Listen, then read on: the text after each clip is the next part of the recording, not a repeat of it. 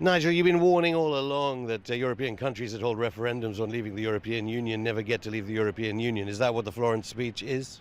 Very much so. I mean, look, today's a great day for Westminster. It's a great day for the political class. It's a great day for Goldman Sachs. Great day for multinational business, because effectively what the Prime Minister is saying is we're going to stay a full member effectively of the European Union for a further 2 years. And it's a massive two fingers up to the 17.4 million poorly educated, unwashed voters that voted for Brexit. I know you're being sarcastic about the poorly educated. But you see, that's what they've called us. That's what they've called us all the way through. We've been told that as Brexit voters, we're stupid, we're pig ignorant, we don't understand the real world, and this is the establishment trying to regain control. Ironic that it won't even be enough as regards your European bureaucrats in the negotiations anyway. Well, that's the point, isn't it? That if she thinks by saying we'll pay £20 billion over the course of the next 2 years, that somehow is going to satisfy Mr. Barnier, I mean, she's on moonshine, because all he's going to say is you've paid for 2 years access to the single market, we want this big divorce bill on top. Frankly, I do not think anything she says today is going to satisfy anybody in Brussels. But when does the so-called deep state start telling Brussels, hey, be a bit nicer to Britain because we want them in? Well, that I think has to come from a different direction. That I think has to come from member state governments, you know, the new German Chancellor, etc. And I think the sensible thing would be for the member states to say to Barnier and Juncker, you are acting as a European Union in your own interests. You're no longer representing the needs of individual companies and workers around the member states of Europe. You know, they may have managed to reverse the Irish referendum, the Danish referendum. Ultimately, they can delay this as long as they want. We are going to leave. At some point in time, the will of the British people is strong, and we are going to leave.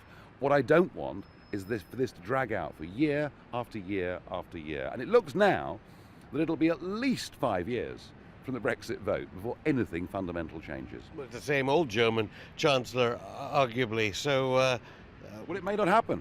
Look, if there is no hope of getting any reasonable position coming from Brussels, then the time comes for us to say, do you know what? This is a farce.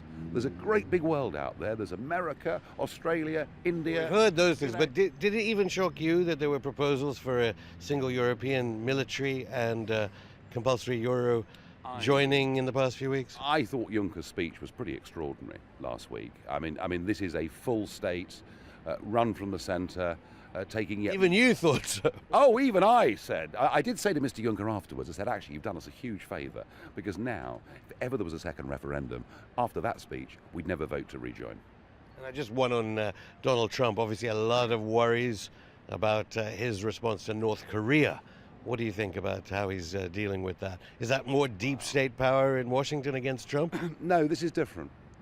North Korea is different. Donald Trump has, from the time he was elected, been genuinely concerned, not just for America, but for South Korea, Japan, genuinely concerned for the world about what the intentions of this North Korean regime are.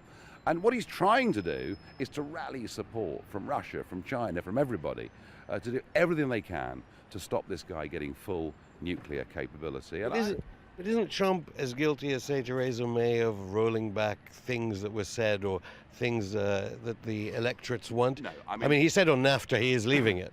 What has held Trump back has not been Donald himself, because I know that he's resolute to those things that he was elected on. What's held Trump back is the judiciary.